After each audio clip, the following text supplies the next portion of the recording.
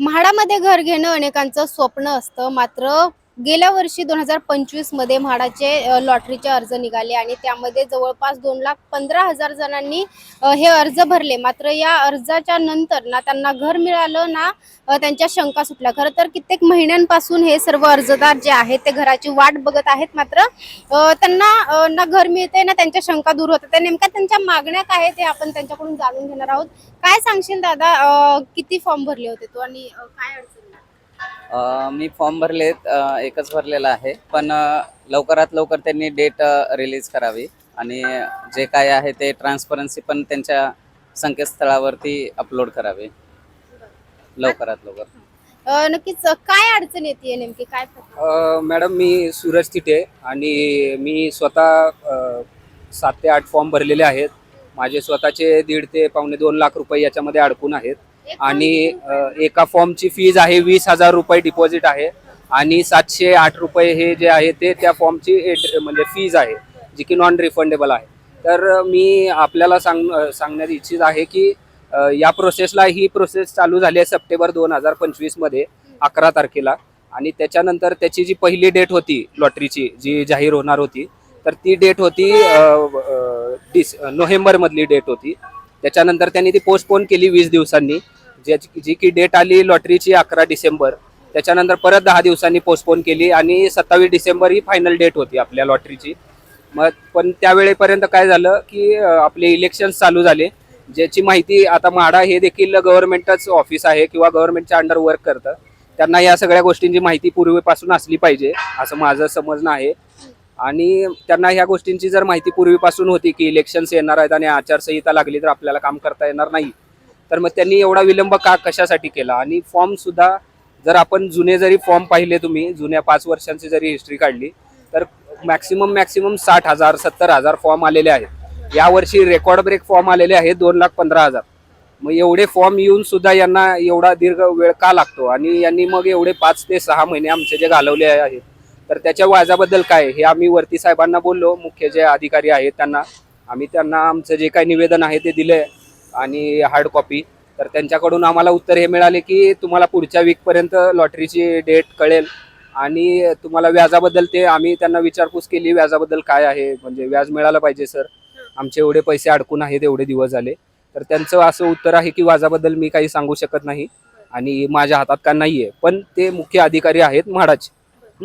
ठीक आहे बरं. तुम्ही पण त्यांच्यासोबत आता वरती जाऊन आला, काय सांगितलं त्यांनी जे सांगितलं त्यातून तुमच्या शंका सुटल्या? बिलकुल नाही. आम्ही सोबत गेलो, त्या सरांना म्हणलं आम्ही की आमच्या लॉटरीची डेट कधी आहे आणि आमच्या व्याजाबद्दल काय. त्यांनी म्हटलं की लॉटरी पुढच्या हप्त्यात लागेल आणि व्याजाबद्दल आम्ही काहीही सांगू शकत नाही असं एवढं बोललेत.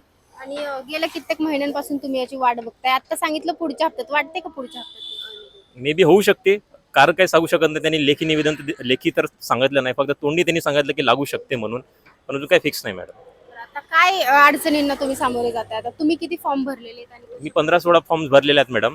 सप्टेंबरमध्ये मी पैसे ब्लॉक केलेत या आशेने की बाबा नोव्हेंबरमध्ये लागेल म्हणून रिझल्ट आणि मला एका महिन्यात घर मिळेल असं मी आशेने होतं. की सामान्य नागरिकाचा तोच असतो की मॅडम पुण्यासारख्या शहरामध्ये एक स्वतःचं घर असावं, या आशेने आम्ही फॉर्म भरलाय. एकदा त्यांनी एक्सटेंड केला डेट की बाबा टेक्निकल ग्लिच होता.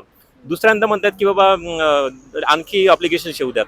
एवढ्या जास्त अप्लिकेशन्स आले, 2,15,000 लोकांनी अप्लिकेशन्स केले आहेत. एवढा 500 कोटींचा पैसा त्यांच्याकडे जमा आहे. एवढे कोटी असून सुद्धा ते काही ऍक्शन घेत नाहीयेत, ते मला खंत वाटत आहे मॅडम. कुठेतरी म्हणजे दुर्लक्ष केलं जाते असं म्हणतात. येस निश्चितच त्यांच्या दुर्लक्ष करत आहेत. आता आधी सांगितलं की 2दा एक्सटेंड केला आणि नंतर त्यांना माहीत होता की यावेळेस निवडणुका आहेत, आचारसंहिता लागू शकते, हे सगळ्या गोष्टी माहीत असून सुद्धा त्यांनी एक्सटेंड केलं आणि रिझल्ट लावलं नाही. मे बी हा पैसा कुठेतरी वापरला जाऊ शकतो, मे बी माहीत नाही त्याच्या मागचा रिझल्ट. आचारसंहिता असताना सुद्धा त्यांनी एक्सटेंड केलं आणि एवढी आचारसंहिता नंतर पण त्यांनी काही डेट वगैरे फिक्स दिलेली नाही आहे मॅडम.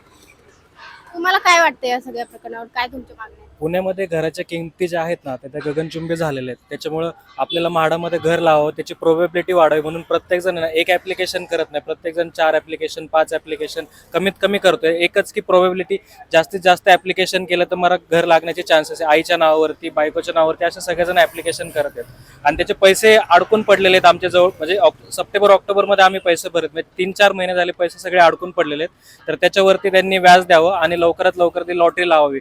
आता फक्त लेखी आश्वासन मिळालेलं आहे, पण त्यांनी नक्की करावं ते, अशी अपेक्षा आहे आमची. मागण्या पूर्ण नाही झाल्या तर काय करणार? त्याच्यानंतर पुढच्या आम्ही सगळे जे चर्चा करूया आणि ठरवूया. पण सध्या तरी हेच आहे की लवकरात लवकर लॉटरी लावावी त्यांनी आणि जे पैसे 3-4 महिने आमचे त्यांनी यूज केले त्याच्यावरती आम्हाला इंटरेस्ट मिळावा.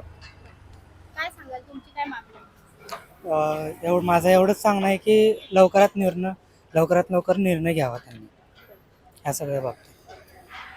तर नक्कीच एकूण आपण पाहिलं तर पुण्यासारख्या शहरामध्ये सर्वसामान्य माणसाचं स्वप्न असतं की आपल्याला घर मिळावं आणि याच हेतूने या सर्वांनी जे आहे ते एकेकाने जवळपास 15 फॉर्म भरलेले आहेत आणि त्यांनी जे आहे ते सर्व त्यांचं व्याज देखील त्यांचं मोठ्या प्रमाणात जाते आणि त्यांचा खर्च मोठ्या प्रमाणात झालेला आहे. आम्हाला त्याचं निदान व्याज द्या आणि याची तारीख देखील आम्हाला लवकरात लवकर द्या अशी त्यांनी या सर्वांनी मागणी केलेली आहे. मात्र व्याजावरती तर त्यांच्याकडून ठामपणे सांगण्यात आलेले की आम्ही त्याच्यावरती काही बोलू शकत नाही. मात्र ही तारीख जी आहे ती पुढच्या हप्त्यामध्ये काढणार असल्याचं देखील त्यांच्याकडून सांगण्यात आले. मात्र आता पुढच्या महिन्यामध्ये खरंच या सर्वावरती निर्णय होणार का हे पाहणं तितकंच महत्त्वाचं आहे. स्नेहल लिमगिरे, डिजिटल पुणे.